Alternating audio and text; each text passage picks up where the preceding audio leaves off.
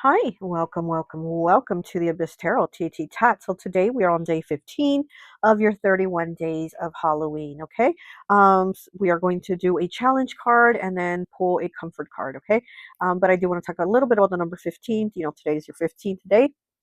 15th associated with the devil in tarot, Capricorn energy.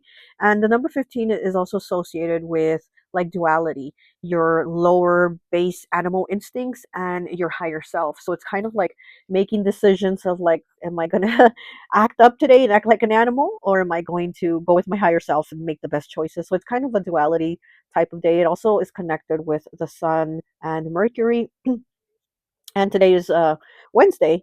Today happens to be Mercury's day on Wednesday, so today's number actually does fall in line with the day of the week that it corresponds with.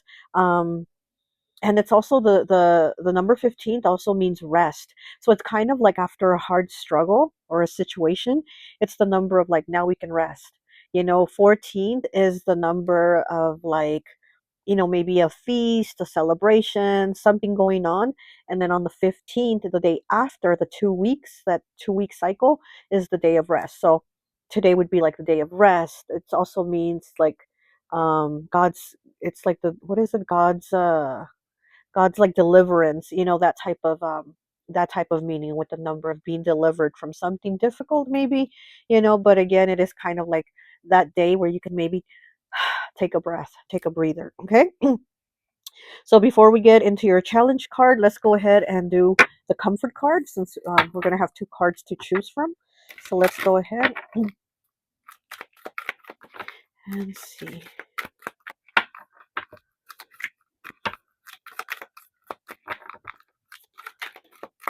Okay, this will be card one.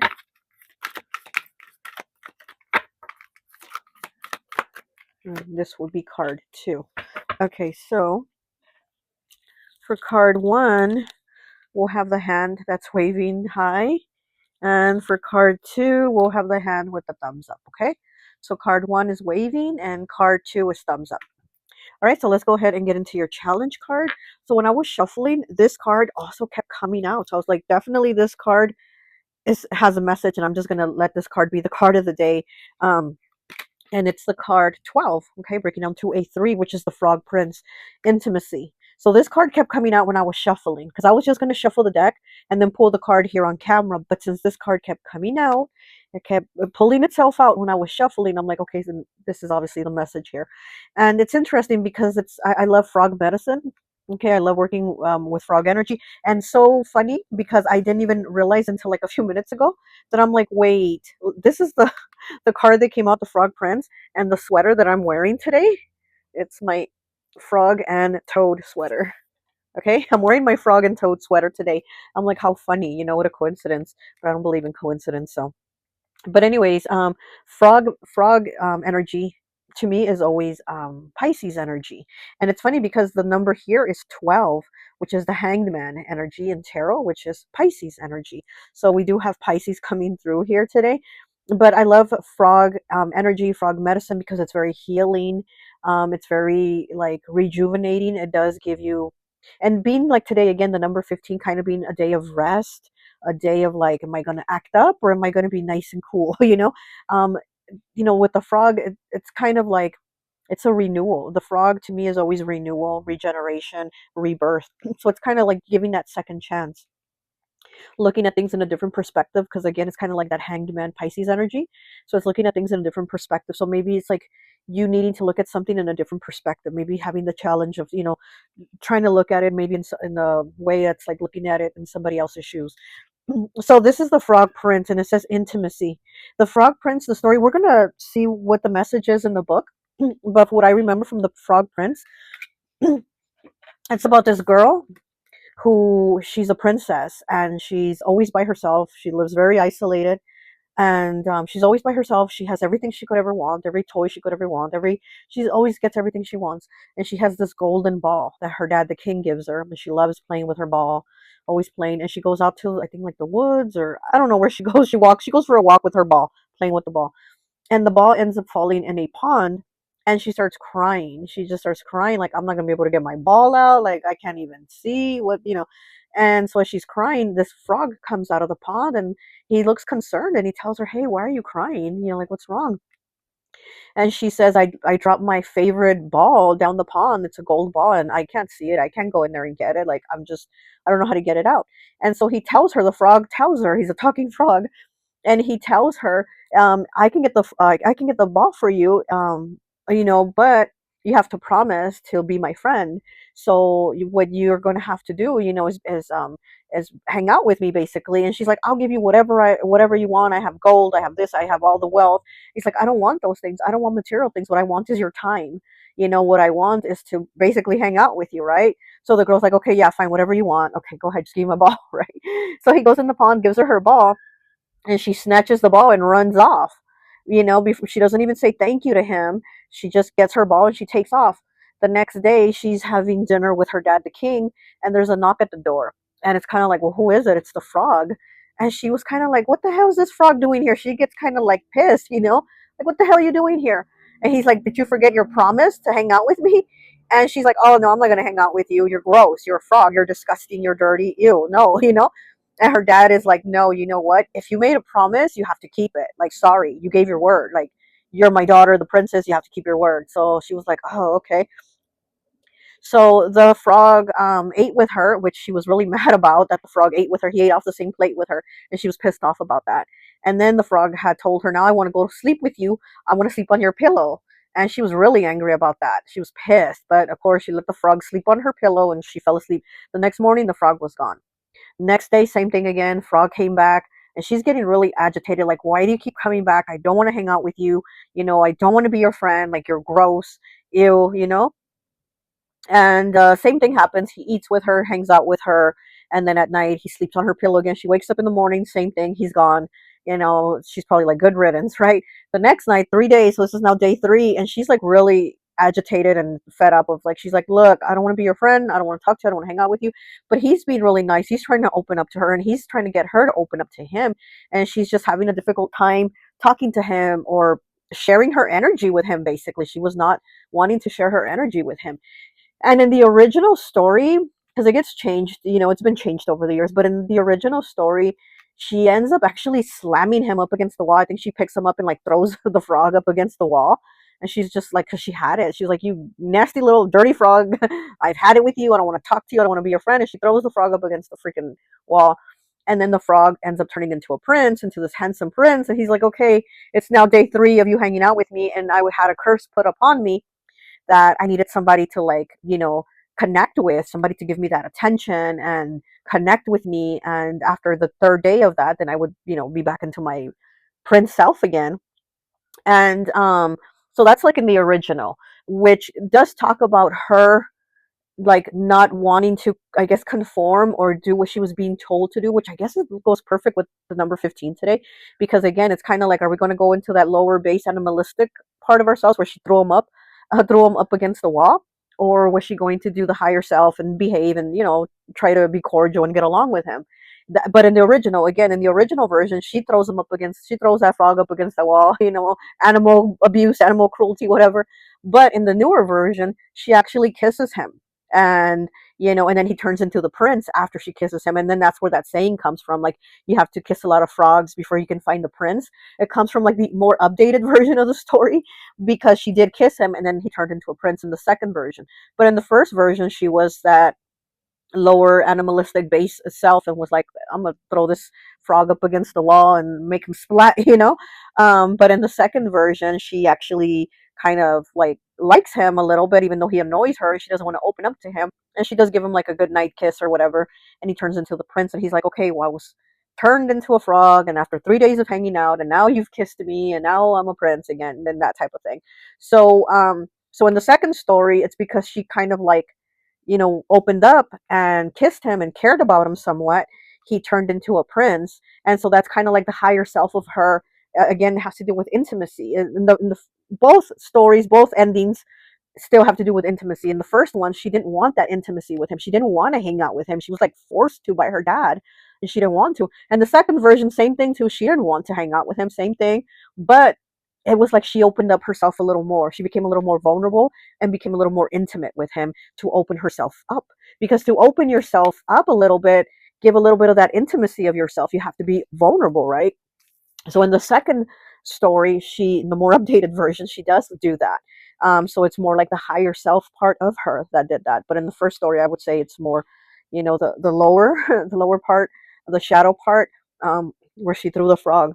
So anyway, so I think here the challenge here, because I've gone on long enough, is about intimacy, is about vulnerability, is about opening up. So it's kind of like maybe you're too closed off. Maybe the challenge here with you is like not wanting to open up to people, not wanting to connect, right? It's almost like frustration, how in the first story, well, in both stories, but in the first one, she's so frustrated that she has to like hang out with him, that she throws him up against the wall. She had like such a frustration. So I feel like the challenge here with this message today might be like there's frustration over things, or over things that we have to do that maybe aren't our choice to want to do these things, right?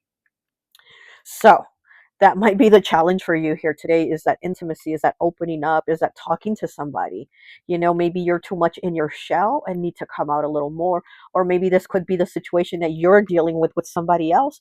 They're too much in their shell and you're having a hard time cracking that shell open. So it could have something to do with that, with your challenge. So let's go ahead and read the story. Let's see.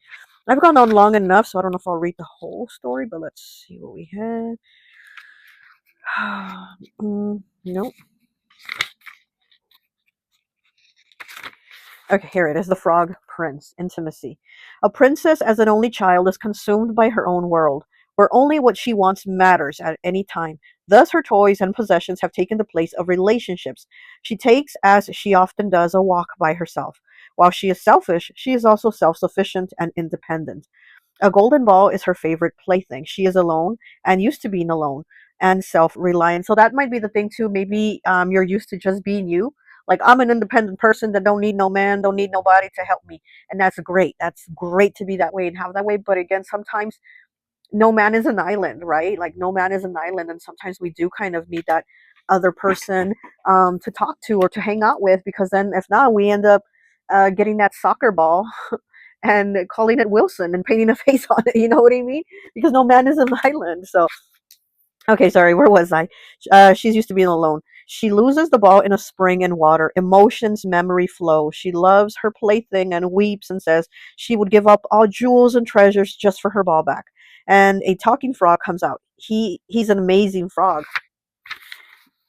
because not only does he speak, he shows compassion, you see, and something she's not used to dealing with, and something she's not used to having or giving. He shows compassion because he wants to know why she weeps.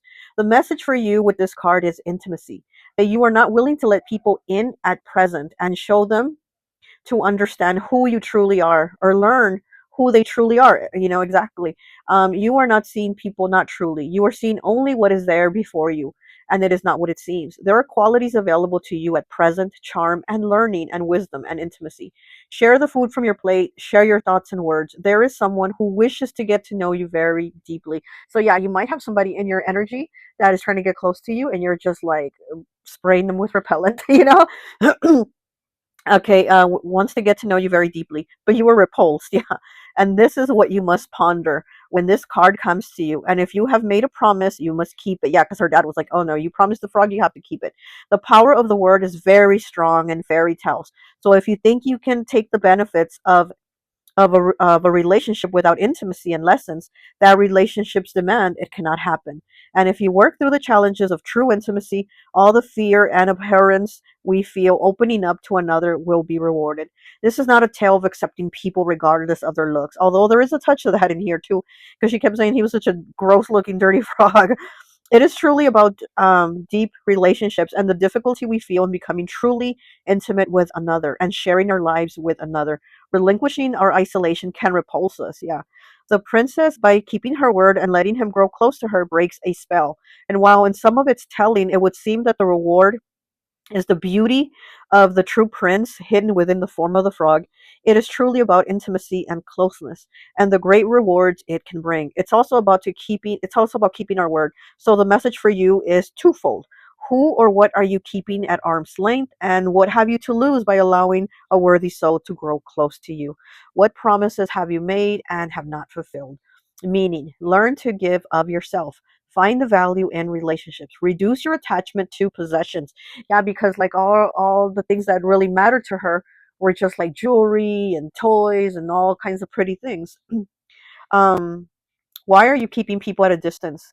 Keep your word. Consider everyone equally. Intimacy requires discomfort at first. You will grow closer soon to loved ones. Share your feelings, your time, your affection, growing closeness and openness. Okay, so there we go.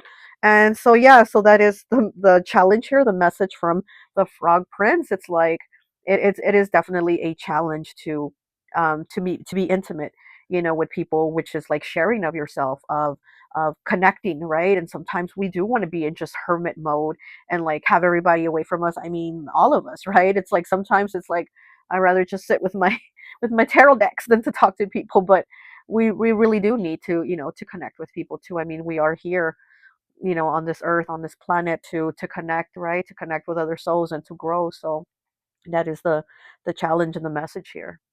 Okay. All right. So let's go ahead and get into your comfort card. So we're going to go into your comfort card one. So if you chose the hand that is waving, hi, hi, how are you? What's your name? Okay. So this is going to be your card, and it is card 30. Wow. Breaking down to the number 3. That death will come. Mortal, infinite, and fragile. Wow. And she has a pomegranate. Pomegranates to me are always such sadness. Okay. It is number 30. We're breaking down to a 3. So let's see what the message here for you is. That death will come. Let vampires speak. One day, all of us will die. How do these words strike into you? Fear, resolution to live, or acceptance? Or is there simply a sense of what is not known? We have lived longer than humans, yet we are not so old as the cycle of life. We too will come to our ending, and we, just as you, do not know for certain what will take place. Will there be a void, an emptiness, a nothingness? Will there be peace? Will there be punishment? But one thing we can be sure of, there will be an ending. Those who tell you they know for sure what lies on the other side, believe them not. Because when we live, that is what we know, the flow and pulse of hot blood. We have the opportunity to be good. And when we say good, we mean fine and quality. There may be nobility. When there is an ending of this kind, that death is, we separate from those on the other side. Those are those who speak with the dead and listen to the spirits. That is good and well, but do not dwell on that and do not deny that you will die. There are those who will try to sell you ways to lighten your life, give you prayers and spells to never die. But we tell you now, accept this you must. Even we die, and we live longer than even the Fae. Let's see what's next. Your mortality is beautiful. Of it is born compassion, the desire to live well and deeply. In the brevity of human spans is the impetus that drives you to explore, to go further, and to create rich experiences. In the full understanding of your mortality and its beauty, you will begin to explore the potential of being alive now. It matters not if you have many more lives to live, what have lived before or will live again. All that matters is now and what you do with every moment that you are blessed with. Wow, so exactly, it's kind of like, yeah, like that message from the frog. Like I said, there's two versions of it, an updated version and an old version. One where you're going to be like, oh, get out of here, frog, and slam that frog up against the wall. Or you're going to give in a little more and be like, look, I'm going to be a little more receptive, a little more open, and, yeah, be a little more kind and friendly while I'm here. Blessing. Know that we have one lifetime at a time to make changes, learn lessons, and move closer to the true purpose of your soul. That's a blessing. Knowing that each lifetime must not be wasted and is precious. It's a gift that compels us to lead lives of meaning. Wow. Oh, I really like that. Definitely does go also, like I said, with the frog message here. Okay, so that is your comfort card, card 1. And if you chose card 2, the thumbs up, let's go ahead and see what your message is. Free will. Yesterday, this was the card. Yesterday, free will, sovereignty, independence, and free spirit. 23, breaking down to a 5. Wow, somebody had got this card yesterday too. Maybe you got it yesterday, and here it is again today, right? So let's go ahead and get free will. And again, you have the free will to, are you going to kiss the frog or are you going to slam them up against the wall, you know? Okay, let vampires speak. One of the ironies of the vampiric life is that many of us who have become this unnatural, yet very much alive, creatures did not choose to become this way. We were turned, created, and transformed, and often against our will. Yeah, because again, it seems like she felt really frustrated because she felt it was against her will to be friends with this frog, and that's not what she wanted. But again, it's like she had a word and a promise to keep. Okay, there are those who walk amongst you, who many call witches, and within their laws is one of which is to do with consent and consciousness that must come with casting of a spell. This casting that we do, this spell of the most ancient kind, must be carried out with consent, or because of circumstances that impel this transformation. Your free will and free will of others is sacred. So it's basically, yeah, don't force anybody to do something they don't want, like how she was forced, again, to be the frog's friend. But it turned out good in the end because, I mean, she married him. So, um, where was I? For to transgress the wishes of another is against the laws we have developed to keep us from falling too deeply into an abyss of depravity and cruelty. If you have had something occur against your will, you will feel something of your soul's vitality draining from you, for your soul needs its blood, its chi, its prana too. It may be unseen, but the angels can glimpse it, as can those of you with a preternatural sight. Free will is as sacred as the sacrament in the church and to you. This is very important at the present. If one has stolen fragments of your soul through the imposition of their will upon your own, straighten your will at this time. Do not go with the flow, as they say, for this is an energy imposed by culture or by another soul who loves to have the energy of those who follow them at their disposal. Blessing. Okay, you know now that something that is against your free will or the free will of another to withhold or to confine, to take from another what they need to make a full decision is a kind of sin. And when one steals this right from another, a bond is developed between the two. Perhaps not immediately, but a reckoning will be made and a debt will be paid. Are you considering how to best respect this right while achieving what is your wish for this lifetime? Simply respect the law, and all that comes to you will bring you great blessings. Okay, working with this card, remind yourself of your own dreams and desires, of the purpose that has been asked to express through you. Activate your ability to say yes and no without guilt, without fear. It is safe to it is safe and easy for you to express and act upon your own free will. So exactly, we all have free will. And again, with today being the 15th, the number 15, or it's that devil energy, right? The devil in tarot, that Capricorn card. So are we going to act from those lower vibrations, or are we going to act from the higher self? Are we going to be like the first story and throw the frog up against the wall so he splatters, or are we going to be like the second part of the story where she kisses the frog and he turns into a prince, so they get married and live happily ever after? So that is your message here today, day 15 on your 31 days of Halloween. I hope this message resonates. I hope you have a great day, and I will talk to you later. Bye.